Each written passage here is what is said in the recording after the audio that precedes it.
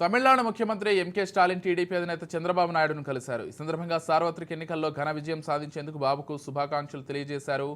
ఇక ఢిల్లీ విమానాశ్రయంలో తలైవార్ కళయింగర్ కరుణానిధికి చిరకాల మిత్రుడు చంద్రబాబును కలిసినట్లు స్టాలిన్ తెలిపారు.